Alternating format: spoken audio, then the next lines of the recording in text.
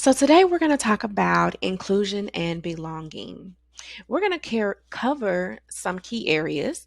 The first one is going to be key factors of a successful and inclusive workplace. Secondly, we're going to transition over into the importance of empathy, belonging, and inclusion.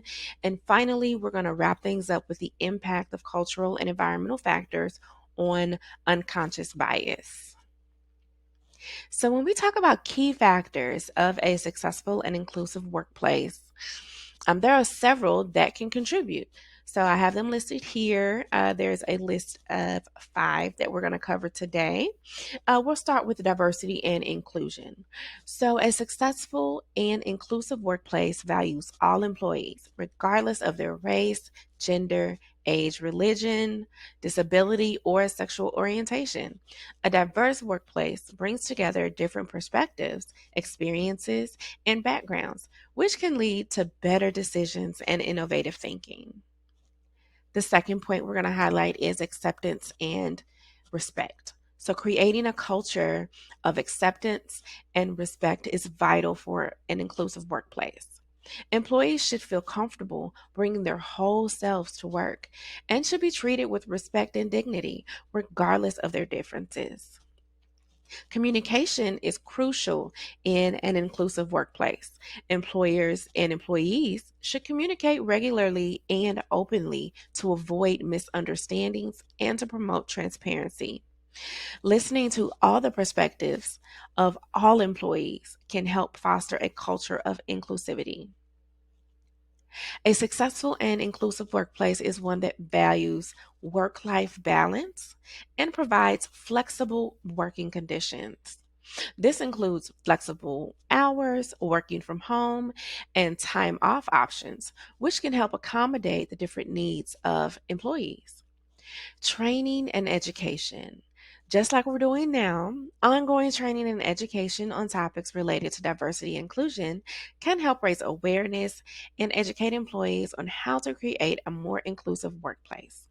This includes understanding and addressing unconscious bias and creating an environment where all can thrive. By incorporating these key factors, organizations can create a successful and inclusive workplace that not only benefits the employees, but leads to greater productivity and success. Now, let's talk about the importance of empathy, belonging, and inclusion. These components are crucial for a healthy and successful workplace environment. So let's go over some key reasons why they are important. So number 1, it boosts morale and productivity. When employees feel included and valued, they are more likely to have higher morale, which in turn leads to increased productivity. Number 2, increases diversity and creativity. So, by encouraging empathy and inclusion, this brings together people with diverse backgrounds and perspectives, which can lead to a more creative and innovative workplace. Our third point is that it improves problem solving. Having a team that values empathy and inclusion can increase the likelihood of effective collaboration and problem solving.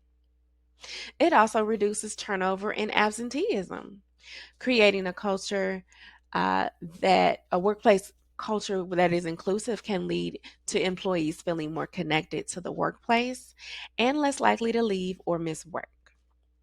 And number 5, finally, it builds a positive reputation.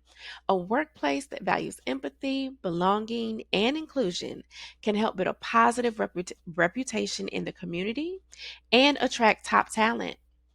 So these values are essential for creating a positive, supportive, and effective workplace culture.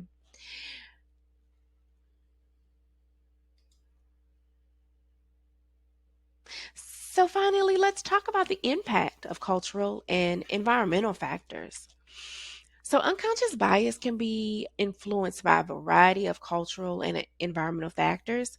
So some of the ways that it can be influenced are our upbringing, so the way we are brought up, can shape our beliefs, values, and attitudes towards certain groups of people.